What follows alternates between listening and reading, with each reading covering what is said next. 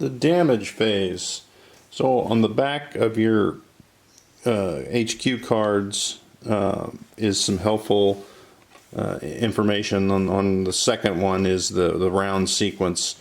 You know, the first one was the maneuver phase, so that was all glary. Sorry, I didn't see that. Maneuver phase, we just went through that.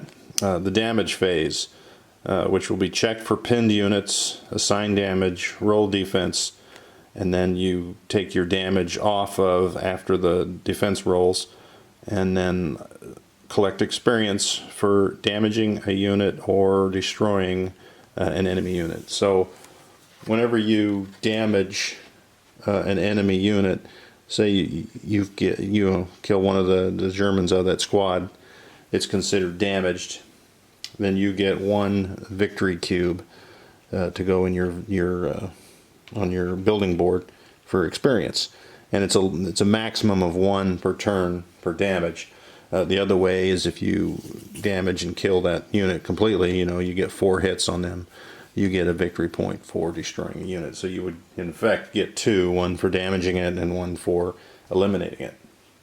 So at the end of your rounds, the first thing you look for is pinning units. Now the only thing that pins units is machine guns. So this German unit here, you can see that machine gun in the front.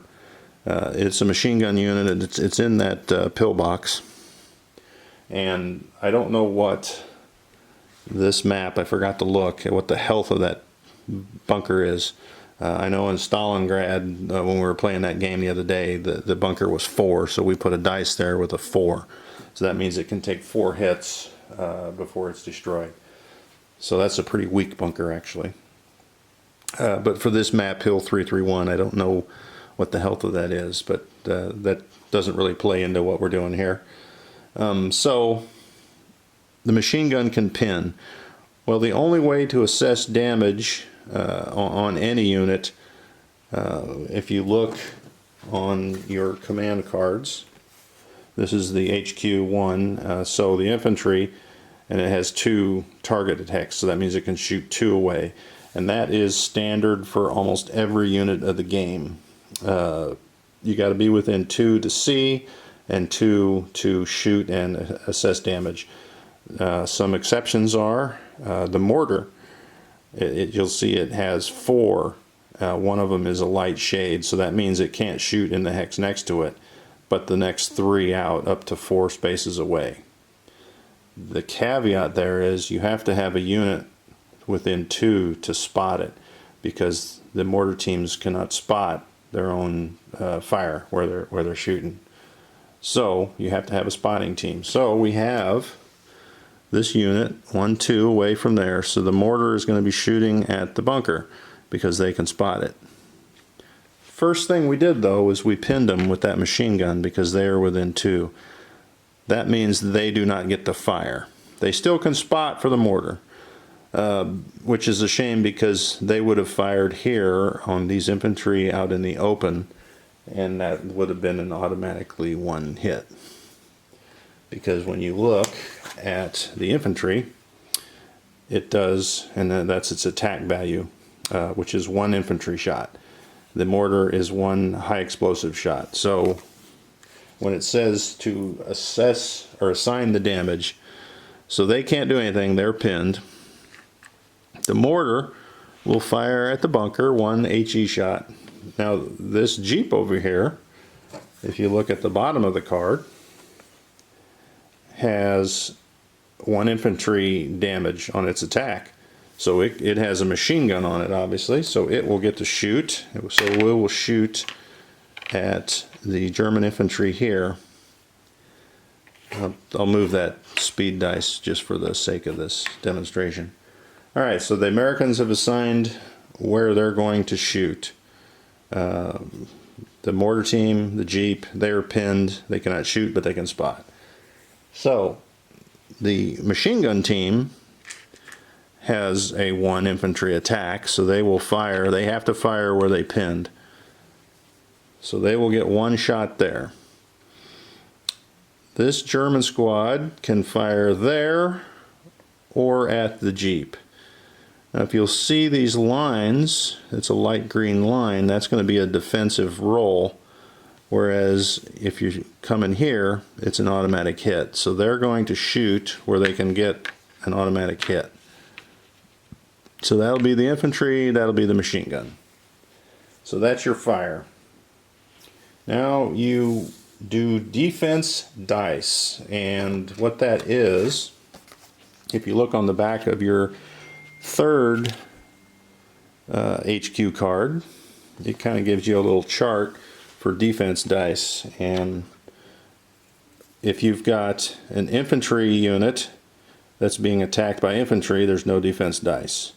A light vehicle, you've got a shield, that means you get a defense dice. So you look at the little chart, and whatever your fire is where you get defense dice. So the infantry here, no defense dice. Infantry, no defense dice.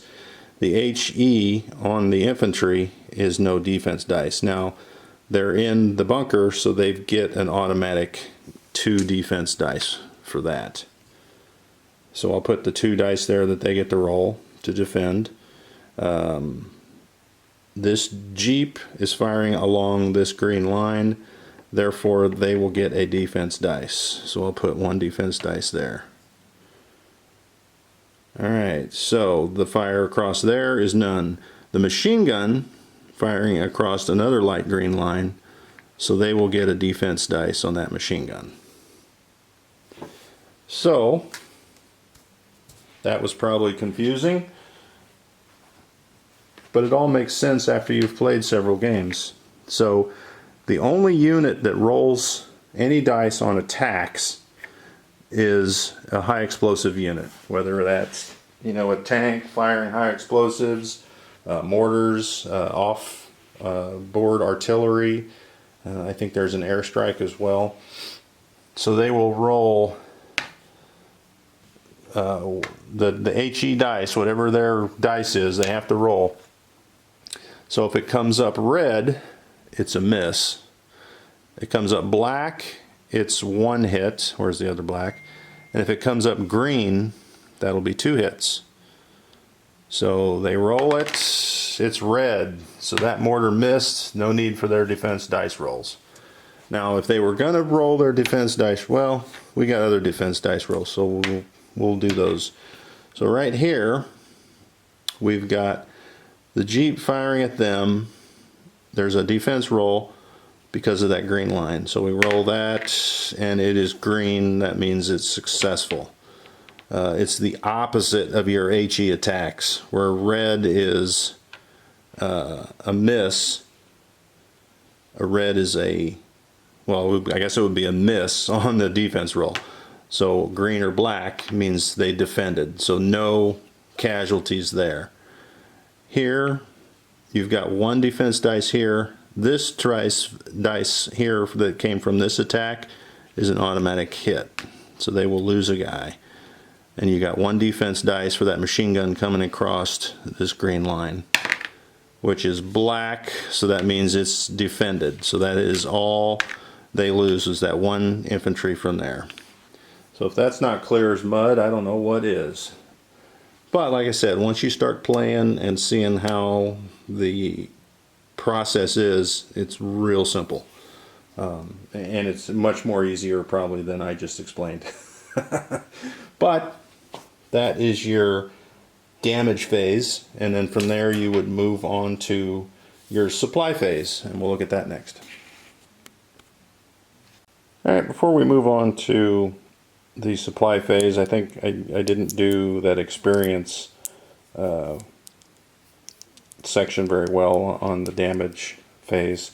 When the US, if this was the German building board, when that US soldier was eliminated for the, damaging a unit, whoop, they would get 1 experience cube that goes into here. Now, had that unit only had 1 left and they would have eliminated it, then they would have gotten 2. But they would have also, for eliminated, got a victory point.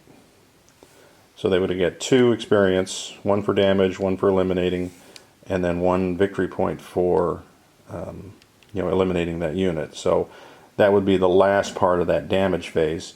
And then, of course, the experience, is used on your commander, to unlock the commander and to advance it along. Also, it can be used, to upgrade. Whoop! I don't know why we're losing focus. Oh, it's focused on my hand. Get my hand out of there.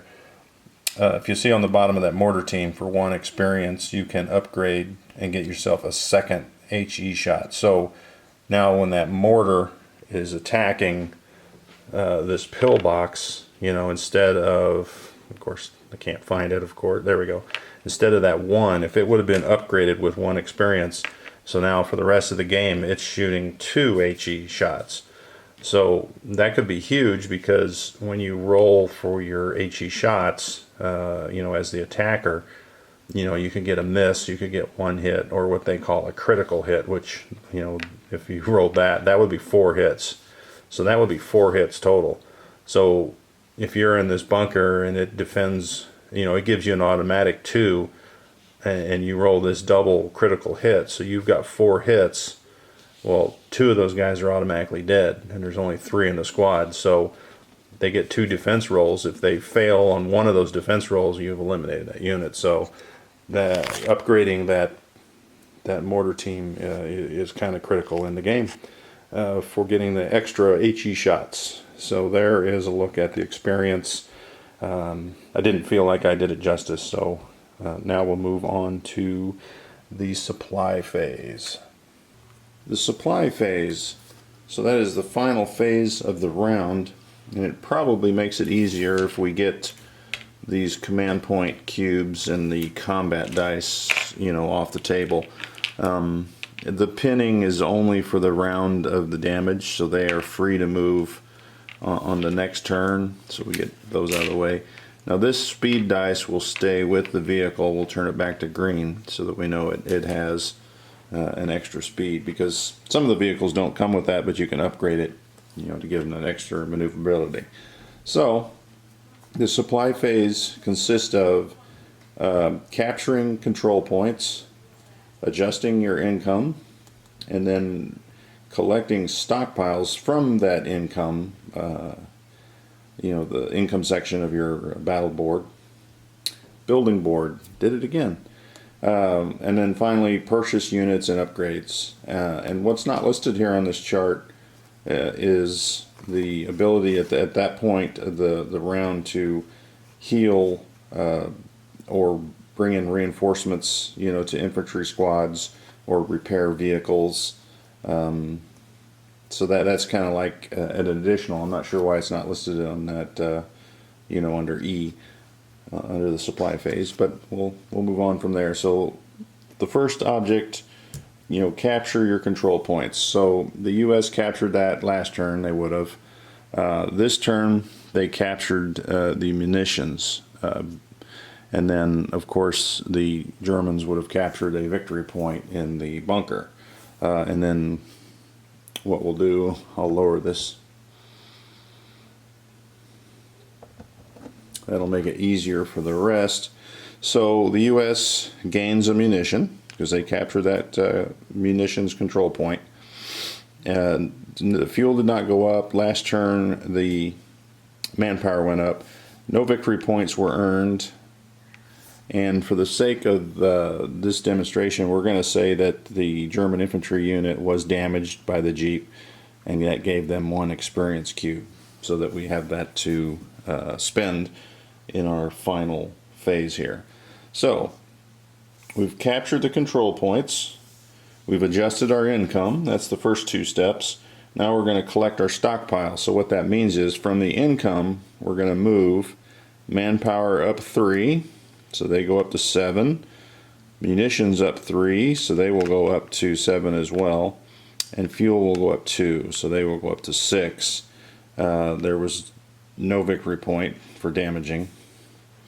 That's only if you eliminate a unit or capture a victory point. Alright, so now the last part here, purchasing units or upgrades. And we'll look at this card here. So we'll look at the experience first. We have 1 experience cube. So we can spend 1 on that and upgrade that mortar to get 2 shots. So, you know, we would put that extra dice, you know, HE dice there in the mortar. Or with that experience cube, we could unlock the commander level 1, and then you can receive the items. Well, there's not really an item here. This is just saying that for a 3 munitions upgrade, your Jeeps can have an extra infantry attack. So let's spend that. So we're going to spend the 1 experience cube, so we're not going to upgrade the mortar. We're going to open level 1 of our commander, and then from there, because we have this Jeep up here, we're going to spend 3 munitions to upgrade the Jeep to receive an extra additional infantry shot. So we'll go down 3, and we will put by the Jeep that dice there. So that means in reality, when the Jeep does combat from now on, it's got 2 dice. You know, this is the speed for movement. So that's a good upgrade. Probably not as good though as the mortar, but for the purpose of the demonstration, that's how the experience cube would work for the Jeep, and then for the mortar, you know, would give us that extra shot. So that is an upgrade. If we look what else we could do with the remaining 7 and 6 fuel, we could upgrade our command post by 1 level, 1 and 3. To do the 3rd level, we would need to do 3 and 8, and we do not have that kind of resources. So to unlock the units that are on the command post 2 here of your headquarters, 1 manpower, 3 fuel. So we'll do that. So we'll bring this down 1, and then the fuel down 3. So as you can see, fuel is starting to become a premium. So we're going to need to capture some fuel points on the map to try and bring that up. So that unlocks our cards, and with our remaining stockpile here, we've upgraded the Jeep, we've unlocked the level 1 of the commander, signified by the cube there, and then we've also unlocked the 2nd level of our headquarters, which is our building cards, and there is a terrible glare on there. So now we have 6 manpower left and 3 fuel.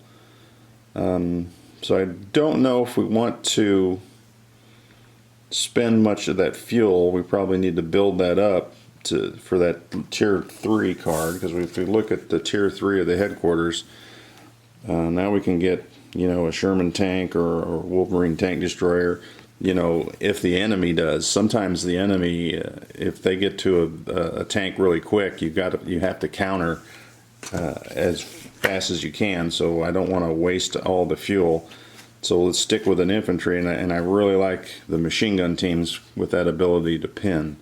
You know, they can attack and pin. So for 4 manpower, so we'll bring that down to 2. So I think it was at 6. We'll get another unit on the board, and it'll be a machine gun with 3. I just knocked the guy off. It has 3 health, so you put the 3 infantry in there, and instead of that mortar there, it would be a machine gun, and it would go along the bottom here where your respawn is. And if you had anything to heal, say this infantry unit that was up here that was damaged by the machine gun crew, if it was in the next hex to that Jeep, at this point where you heal and repair and bring reinforcements in, certain items like this Jeep has this red cross symbol. That means it can heal 1 infantry per turn. So it was, I think, a 4. So we can heal at 1 infantry, and that is its max health right there. That's the one we started with, of 4. So now it's healed fully. So it's like the damage never happened, which, you know, especially when you get your units to the front line, the other spot you can heal is on the back line where you respawn, you know, near that 1A or 1B that I alluded to earlier. So I think, as I'm looking, that's kind of the overview of the supply. It's really drives the game because now you're bringing in the higher quality units, maybe, or maybe some more ground infantry to push towards the front and then try to overwhelm the enemy. So the choices you're making now, you know, will ultimately decide your fate later on. So I think that aspect of the game is pretty cool. So it's not ever going to be the same game twice, unless I guess you buy the same thing over and over again. So anyway, that is your supply phase, and we'll move on to some gameplay and get that posted after a short break.